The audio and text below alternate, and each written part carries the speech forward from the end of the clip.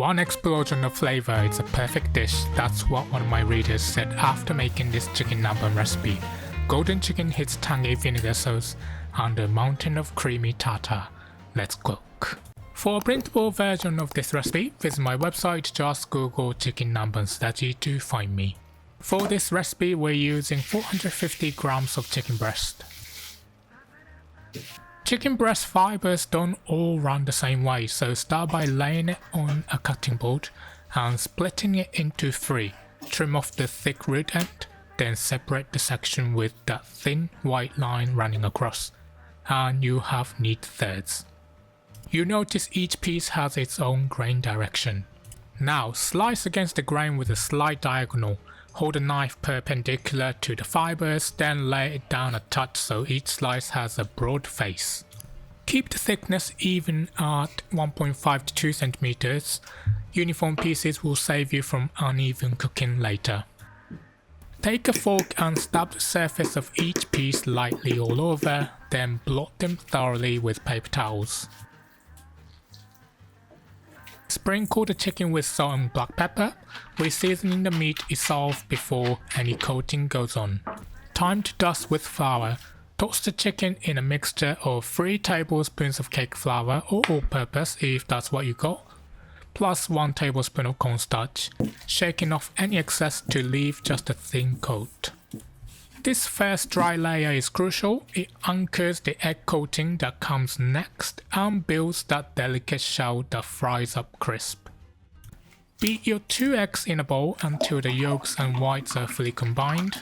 Shake off excess flour from each piece of chicken, dunk them into the egg, submerge, then cover and pop the bowl in the fridge while we sort out the 2-star sauces, Tartar and Nanbanzu.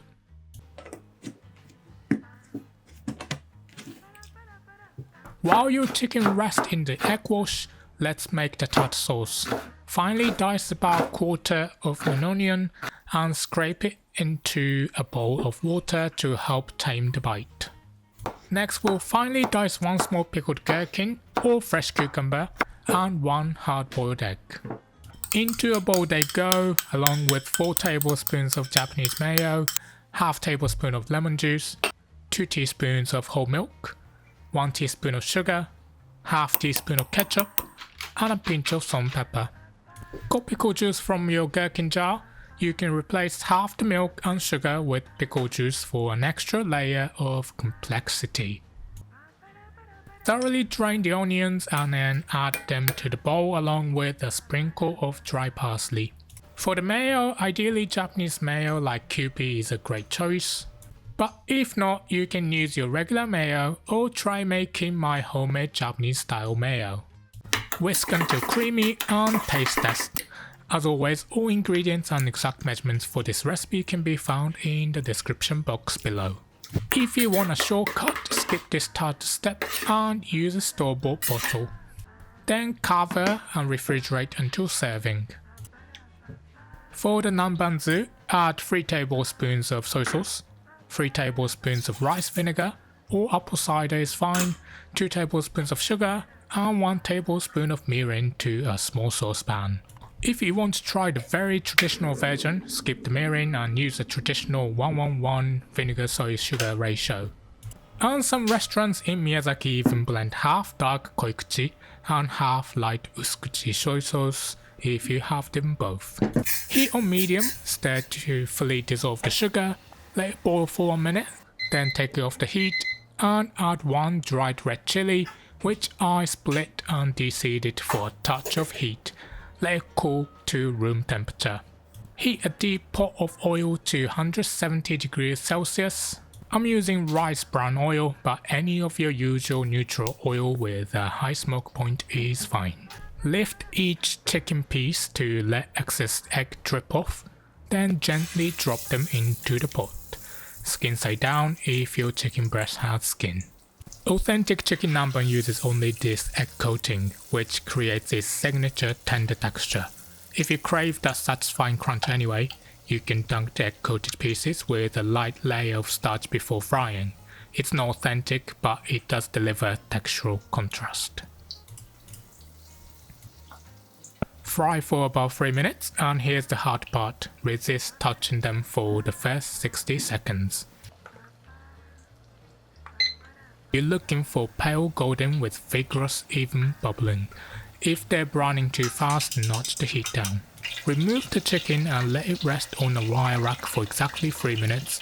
While you do that, start the first frying for the next batch. Then increase your oil temperature to 180 degrees Celsius. Return the rested chicken for a final 2-minute fry. This double fry technique creates the perfect balance of crispy exterior and juicy interior. And here's where timing makes or breaks your chicken nanban. This is the critical sauce moment. The instant you lift the chicken from the second fry, let the excess oil drain for 15 to 30 seconds on your rack. Then immediately dip each piece into your room temperature nanban sauce for 10 to 20 seconds. There will be leftover nanbanzu, so feel free to repurpose the leftover sauce for stir fries or other dishes. Arrange your glazed chicken on plates with some fresh salad and generously top with a chilled tart sauce. The contrast of temperatures and textures here is remarkable. Sprinkle with a bit of extra parsley and black pepper if you like. Don't use any dressing for salad, use a tart sauce and nanbanzu to enjoy it. This dish is particularly great to be enjoyed as part of a complete meal with steamed Japanese rice, authentic miso soup, and some fresh salad on the side. And there you have it. Golden juicy chicken meets tangy vinegar glaze and melts under a blanket of creamy tart sauce. Want even more delicious recipes? Grab my free cookbook from the link in the description. Okay, let's go over the ingredients one more time. And if you're ready to cook, grab the written instructions by clicking the full recipe box with a picture that's about to pop up on your screen. Here we go, the link to the full recipe is on the screen for you now, and if you want to make a perfect soup to go with, don't miss my miso soup recipe popping up on the screen as well. Thank you so much for watching, and I'll see you in the next one. Bye.